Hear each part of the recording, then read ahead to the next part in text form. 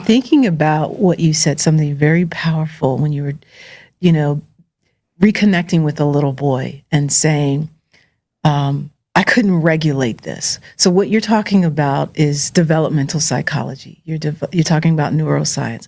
What I tell parents is that in the first 1,000 days, a child's 85% of a child's brain develops. That's the first 3 years of life. Children come into the world, they're all sensory. They have no logic. They have no narrative. They have no critical thinking. They know nothing about patriarchy. They know nothing about racism. They know nothing about history. The only history they know is the history of their brain, which is indelibly shaped by their primary caretaker in those first experiences. The brain's job is to let the body know that it's safe. Right. And so their sensory receptors are their eyes, their nose, their ears, their mouth, the skin. And so the interactions with the parents tell that child's brain how to grow, how to be wired. So the child is thinking, am I fed? Are these people responding to me when I'm crying? Am I safe? Can I develop a healthy attachment with these people? Now, if you have toxic parents who are yelling, hitting, all of that stuff, evolution says you still have to attach to these people. A child is still going to attach to an abusive parent, and the brain is going to do make whatever adaptations it needs to make to optimize that child's survival. That's why so many people grow up and they say, oh, that was love, because this is happening in the early formative years of the brain. So hitting and love kind of fuse together in that prefrontal cortex area of the brain and internalize it as love, as protection. And that's why people are so defensive about, why I got a hit, because of these early messages. And it impacts the way you think about yourself in the world, your relationships. Bo, do you think a mother's love can sometimes be harmful? Yes. But the only thing I'll say to that is we have a responsibility as adults to get to know our parents as people and not parents. And so I think that's what a lot of us are missing. So yes, a mother's love can be it can my bad. It can come off as harmful. But we have to realize that our parents are doing the best job they know how to do, because the parents are only as good as their parents, and so on and so forth. So if we don't come to grips with who our parents are, if we don't sit down and have a real conversation with our parents and understand their thought process, then we are going to continue to see the world the way a child does, being raised by harmful parents. And sometimes those harmful parents are showing love the best way they know how. So we have a responsibility as adults to make that a different reality. I want to go if nobody else goes. Go ahead, Amir. I believe that mothers are more toxic than fathers as parents. And the reason I believe that is not because I hate women. I swear I don't hate women. I have my reasons. I swear Tai Chi. I don't. But the reason I say that is because if you notice, single fathers make better single parents. Single mothers tend to be more destructive to their kids when they are alone, when they are not accompanied by a man. Typically, a man in the house controls the woman's I want to say evilness, but no, I'm not going to say that. I'm not going to say yeah, there you go. Emotional thing. And another thing is that women are harmful to their daughters mostly, but they're also harmful to their sons if they are single, because they tend to put too much I'm not going to say too much pressure, but they try to make their son into their husbands. We guys already know about the son husband thing, but there's another part to that as well that holds the men back, because also when a mother is single, she feels like she has to be mother and father. But men, when they're single, they never feel like they have to be a mom too. They just say, I'm the father. But now when they have a single mother, she tends to try to be stronger on the son because she thinks that she needs to be a daddy to him as well. And what happens is you're not really being stronger to him.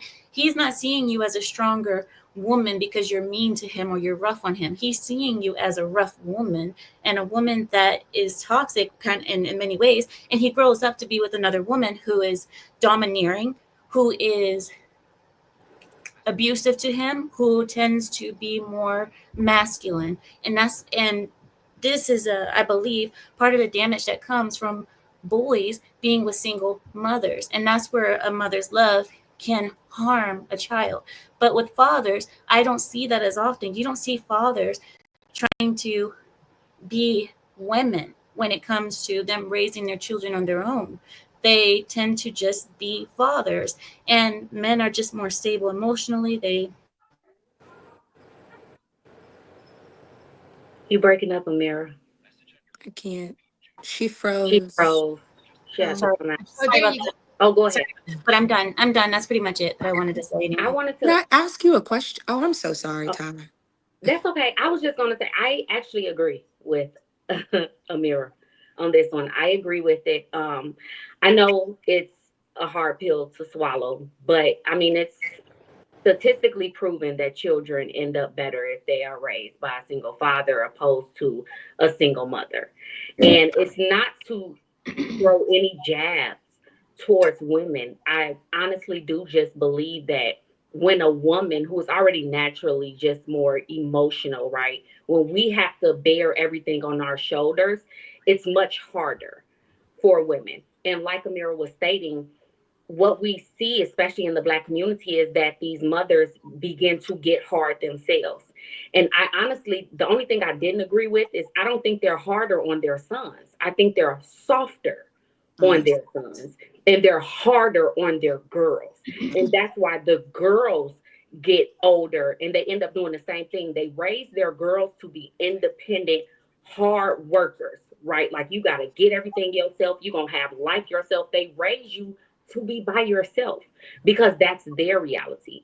Whereas they raise their boys to be catered to because that's what they do for their boys. They don't have a man in their life, so their son becomes their man. I'll do everything for you. Then the boy gets out into the world and he realizes everyone is not going to cater to me. And he falls as well because he never really learned how to handle things on his own. He never really learned how to be a man without that man in the household.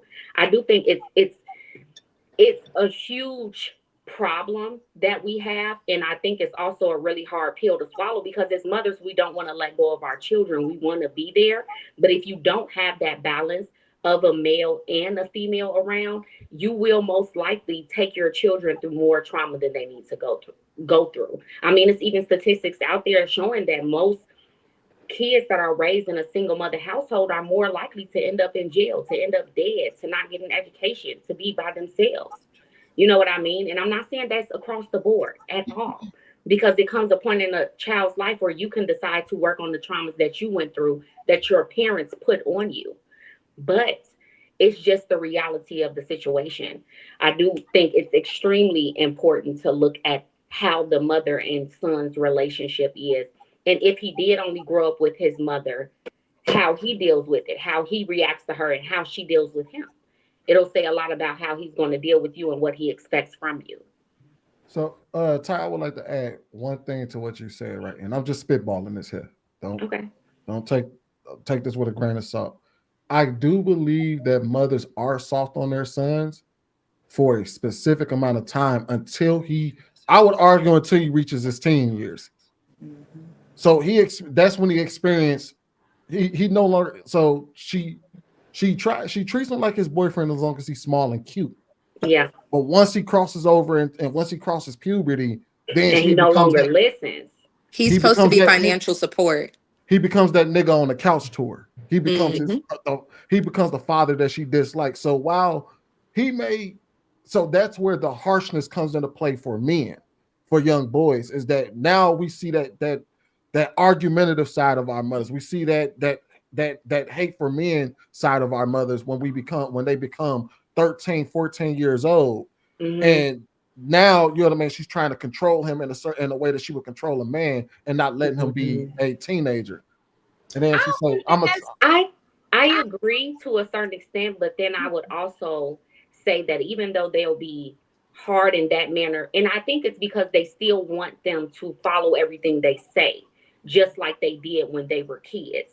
And like any teenager, they're not going to do it, right? They're going to start pushing back. They have their own thoughts, their own mind.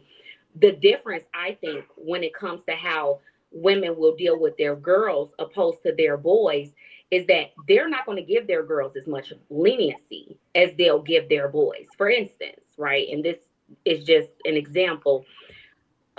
A mother will allow her son, and I'm not saying all, a mother will allow her son after high school, whatever, he doesn't want to go to college, he's trying to figure it out. She'll allow him to stay home. Okay, what are you going to do? Are you going to get a job? You know, he says, I don't know. I'm trying to figure out. I'm doing this. All right. She's going to take care of him. A girl who's raised by a single mother has to get out and get a job. You have to do it. And that's the expectation, period. Because I work and I'm a woman. So I know you can do it. I feel like it's just totally, it's a cutoff, right? It's a totally different relationship. She may be hard in certain aspects with her boy, but it's still leniency there as far as him having to go out and really hustle and understand the world on his own. His mom is not going to push him out to do that. He'll just also have to deal with her mouth in her house. So in that particular situation, right? Yes, she would send her daughter out into the world. She would tell her, go get your education. She will push her daughter out the home, but it's more of an uplifting thing. For her son, though, it's the same. Yeah, it's if you not. tell her daughter, I mean, let me not speak to that. But for the son, it becomes more of you have to provide for this house now. So he still gets the same treatment. The only difference is that he has to do it for her. He has to now has to go out there and get a job to provide for the home. He now has to go out there and he still has to put up with his mom's mouth. I would argue that's the difference, is that I think the son is still getting that you grown treatment, but it's more of you gonna do for me in this house, whereas to the daughter, she's saying you gonna go out there and you're gonna go get it yourself. And I don't think it's he has to get out there and provide for me, because even if he's not getting out there, she'll still keep him in and keep providing for him. But statistically, it won't be the same situation for the girl.